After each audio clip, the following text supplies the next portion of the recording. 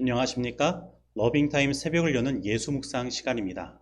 오늘의 예수 묵상 범위는 창세기 12장 10절로 20절까지의 말씀입니다. 오늘도 이 말씀 속에서 하루를 살아가는 데 필요한 영적인 힘을 얻게 되기를 간절히 소원합니다. 먼저 본문 말씀을 읽도록 하겠습니다. 그 땅에 기근이 들었으므로 아브람이 애굽에 거류하려고 그리로 내려갔으니 이는 그 땅에 기근이 심하였음이라. 그가 애굽에 가까이 이르렀을 때 그의 아내 사레에게 말하되 내가 알기에 그대는 아리따운 여인이라. 애굽 사람이 그대를 볼 때에 이르기를 이는 그의 아내라 하여 나는 죽이고 그대는 살리리니 원하건대 그대는 나의 누이라 하라. 그러면 내가 그대로 말미암아 안전하고 내 목숨이 그대로 말미암아 보존되리라. 아브람이 애굽에 이르렀을 때 애굽 사람들이 그 여인이 심히 아리따움을 보았고 바로의 고관들도 그를 보고 바로 앞에서 칭찬하므로 그 여인을 바로의 궁으로 이끌어들인지라. 이에 바로가 그로 말미암아 아브람을 후대하므로 아브람이 양과 소와 노비와 암수 나귀와 낙타를 얻었더라. 여호와께서 아브람의 아내 사레의 일로 바로와 그 집에 큰 재앙을 내리신지라. 바로가 아브람을 불러서 이르되 내가 어찌하여 나에게 이렇게 행하였느냐? 내가 어찌하여 그를 내 아내라고 내게 말하지 아니하였느냐? 내가 어찌 그를 누이라 하여 내가 그를 데려다가 아내를 삼게 하였느냐? 내 아내가 여기 있으니 이제 데려가라. 바로가 사람들에게 그의 일을 명하매 그들이 그와 함께 그의 아내와 그의 모든 소유를 보내었더라. 말씀 줄거리입니다. 가나안 땅이 기근이 들자 아브라함은 애굽으로 내려갑니다. 거기서 자기 목숨을 보존하려고 아내 사레를 누이라고 속입니다. 바로가 사레를 취하려고 아브라함을 후대합니다. 그러나 여호와께서 바로의 집에 큰 재앙을 내려 사태를 바로잡습니다. 아브라함은 여호와의 말씀을 따라 자신의 고향과 친척과 아버지의 집을 떠났습니다. 그런데 그가 가나안 땅에 도착했을 때 그의 삶에는 여러 문제가 기다리고 있었습니다. 먼저 그에게 가나안에 살고 있는 원주민들은 만만한 상대가 아니었습니다. 그리고 가나안의 산악지대들은 그와 롯의 거대한 가축대에게 충분한 목초지를 제공할 수 없었습니다. 그래서 아브라함은 9절에서와 같이 점점 남방으로 옮겨가게 된 것입니다. 사실 하나님께서 그에게 복을 주시고 그의 이름을 창대케 하시겠다고 하시며 복의 근원이 되게 하시겠다고 약속하셨는데 아브라함은 마치 자신이 복의 근원이 아니라 그 땅의 골칫거리가 된 느낌을 받은 것입니다. 그래서 그는 점점 남방으로 옮겨가게 된 것입니다. 우리는 이 장면에서 아브라함이 여호와의 말씀을 쫓아갔다는 말씀과는 다르게 자신의 상황에 맞게 자신의 거처를 옮기는 연약한 믿음을 가진 아브라함을 볼 수 있는 것입니다. 그리고 그러한 연약한 믿음을 가지고 있는 아브라함에게 또 다른 삶의 문제가 찾아온 것입니다. 바로 그가 머무는 땅에 기근이 찾아온 것입니다. 그래서 아브라함은 기근을 피하기 위해 애굽으로 내려가게 된 것입니다.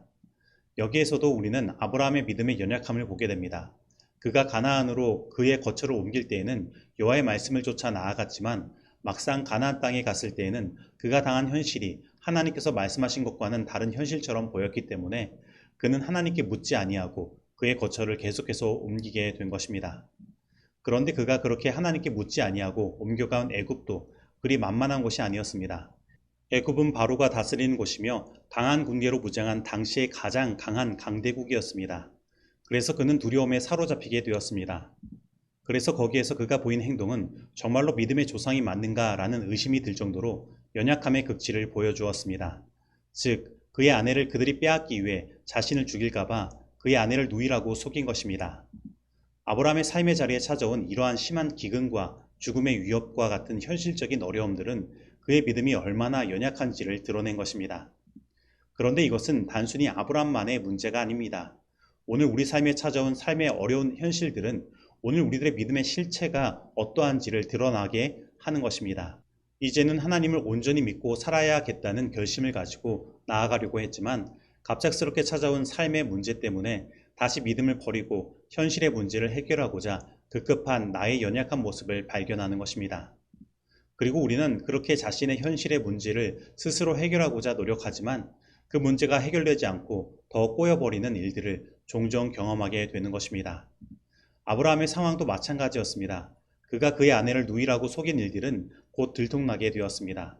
바로 여호와 하나님께서 바로와 그의 집에 큰 재앙들을 내리심으로 바로는 그 재앙의 원인을 조사하였고 그 원인이 아브라함이 자신을 속인 일 때문이라는 것을 알게 된 것입니다. 사실 이 일은 아브라함을 더 큰 생명의 위협 가운데로 몰아넣을 수 있었던 것입니다. 당시에 가장 강한 왕이었던 바로를 속이고 그의 집에 재앙이 닥치도록 만든 존재가 아브라함 자신이 된 것입니다. 그리고 그는 다시 바로 앞에 서게 된 것입니다. 정말로 절체절명의 위기의 순간인 것입니다. 그런데 바로가 그에게 한 행동은 이상했습니다. 그에게 잘못을 추궁하였지만 그의 목숨을 살려주고 그의 아내를 돌려주었으며 그의 모든 소유까지도 애굽에서 가지고 나갈 수 있도록 한 것입니다. 어떻게 해서 이런 일이 일어났습니까? 어떻게 해서 아브라함은 목숨을 건지고 애굽에서 얻은 모든 보물까지도 가지고 나올 수 있었습니까? 그것은 바로 하나님께서 그 일에 역사하셨기 때문인 것입니다. 아브라함의 눈에 보이는 현실은 하나님께서 그에게 말씀하신 것과는 다른 현실이었습니다. 그가 복의 근원이 되기보다는 골칫거리로 여겨지고 그에게 복이 내려지기는커녕 기근을 경험하면서 삶의 어려움이 찾아온 것입니다. 그래서 하나님께서 당신의 약속을 지키시지 않고 그와 함께 하시지 않는 것처럼 보였습니다. 그러나 하나님은 그와 여전히 함께 하시고 계셨던 것입니다. 그리고 그를 절체절명의 위기에서 건져주신 것입니다. 그런데 우리는 여기에서 이러한 생각을 할 수 있습니다. 하나님께서는 왜 그가 가나안 땅에 도착했을 때부터 그를 도와주시지 않으셨을까? 그리고 그가 기근을 만나지도 않도록 하시거나 미리 그 기근을 피할 길을 내셨다면 애굽에서 이러한 일도 경험하지 않았을 것인데 하나님은 왜 그렇게 하지 않으셨을까?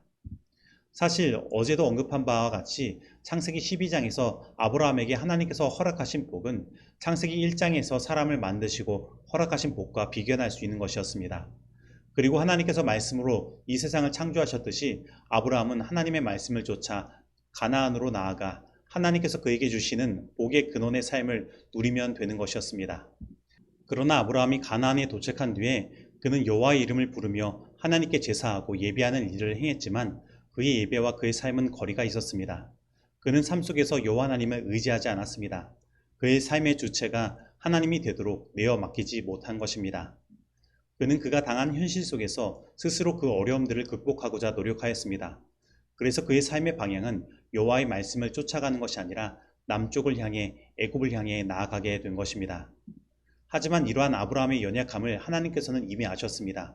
그래서 그에게 하나님은 이러한 어려움들을 허락하시면서 그의 믿음이 성장하기를 바라시는 것입니다. 그래서 인간적인 그의 선택은 최악의 선택이었지만 하나님의 역사하심으로 그는 그 위기에서 벗어날 수 있었던 것입니다. 하나님은 그러한 일들 속에서 그가 자신의 능력을 바라보는 것이 아니라 하나님의 능력을 바라보며 하나님께 내어 맡기는 삶을 살기를 바라신 것입니다. 그래서 이러한 것을 보면 하나님은 그와 함께 하지 않으신 것이 아니라 그의 삶을 지켜보시며 그가 하나님을 향한 믿음을 드러내도록 그를 양육하고 계셨음을 알게 되는 것입니다. 오늘 하나님께서 우리를 다루실 때도 마찬가지입니다. 우리는 하나님을 예배하지만 우리의 삶 속에서 그 예배와 다른 삶의 현실을 마주하게 됩니다. 그래서 우리는 믿음이 없는 나의 연약함과 마주할 때가 있습니다. 하지만 삶 속에 연약함으로 넘어졌다고 해서 우리는 좌절할 필요가 없습니다. 하나님은 여전히 우리와 함께 하시며 오히려 그 어려움과 좌절은 우리를 믿음의 강한 용사로 키우시기 위해 하나님께서 우리를 양육하시는 증거가 되기 때문입니다. 그래서 우리는 우리가 믿는 바와 현실의 괴리감 속에서 인간적인 연약함으로 쓰러졌어도 하나님을 의지함으로 다시 일어나야 하는 것입니다. 그리고 우리는 하나님께 나의 그 연약함을 내어 맡기고 믿음으로 다시 나아가야 하는 것입니다. 아브라함이 믿음의 조상이 될 수 있었던 이유는 그가 처음부터 믿음의 사람이었기 때문이 아니었습니다. 그는 인간적으로 연약한 존재였지만 하나님께서 그에게 믿음을 가지시고 끝까지 신실함을 드러내셨기 때문에 그가 믿음의 사람이 될 수 있었던 것입니다. 그런데 많은 사람들은 믿음을 내가 가지려고 노력합니다. 하지만 그 믿음은 내 속에서 나오는 것이 아닙니다. 오늘 우리의 믿음은 나를 향한 하나님의 그 신실함 속에서 나오는 것입니다. 그러므로 오늘 이 말씀 속에서 아브라함을 향한 하나님의 그 신실함을 바라보시고 오늘 나를 향하여도 여전히 신실함을 나타내시는 하나님을 바라보시고 하나님을 향한 믿음을 선물로 얻게 되기를 간절히 소원합니다. 그러나 사단의 유혹들은 사람의 결함 많고 죄된 경향들과 조화되어 그에게 죄를 짓도록 충동질한다. 그런 사람이 해야 할 일의 전부는 그가 무엇을 해야 할지를 말해 주실 인도자 예수 그리스도를 따르는 것이다. 하나님께서는 하늘에 있는 그분의 보좌에서 그대를 손짓으로 부르시면서 그대에게 불멸의 영광의 면류관을 제시하시고 그대에게 믿음의 선한 싸움을 싸우고 인내로서 경주를 경주하라고 명하신다. 매 순간 하나님을 신뢰하라. 앞서서 우리를 이끄시는 분은 신실하시다. 그리스도인 마음과 품성과 인격 배고페지의 말씀입니다. 적용하도록 하겠습니다. 오늘 나는 나의 삶 속에서 우리가 믿는 믿음과 현실의 괴리감을 느끼고 있지는 않습니까? 오늘 나는 나의 삶의 문제 속에서 나의 믿음의 연약함과 마주하지는 않았습니까? 오늘 나는 나를 향한 하나님의 신실함을 바라보고 넘어졌어도 다시 일어나며 하나님을 향한 믿음의 성장을 이루는 삶을 살아가고 있습니까? 오늘 이 말씀 속에서 내가 실천해야 할 것은 무엇입니까? 기도하시겠습니다. 하나님 아버지, 오늘 우리들이 살아가는 세상은 믿음의 법칙이 작용하지 않는 것처럼 보이는 세상입니다. 그래서 오늘 우리는 우리의 믿음과 현실 사이의 괴리감 속에서 때로는 좌절하고 낭망하기도 합니다. 그리고 우리는 그 속에서 우리의 나약한 믿음과 마주하는 일들을 자주 경험합니다. 하나님, 우리는 그래서 하나님께 신실하지 못하였습니다.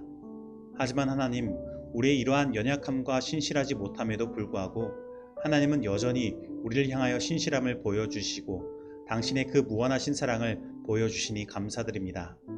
그리고 우리에게 하나님의 그 신실하신 사랑을 통해 하나님을 향한 우리의 믿음을 선물로 허락하여 주시니 감사드립니다. 하나님, 오늘 우리로 하여금 다시 이 신실하신 하나님을 붙들고 믿음으로 일어나게 하시며 믿음으로 전진하게 하여 주시옵소서. 넘어졌어도 또다시 일어나 믿음으로 나아가게 하여 주시옵소서. 예수님의 이름으로 기도드립니다. 아멘.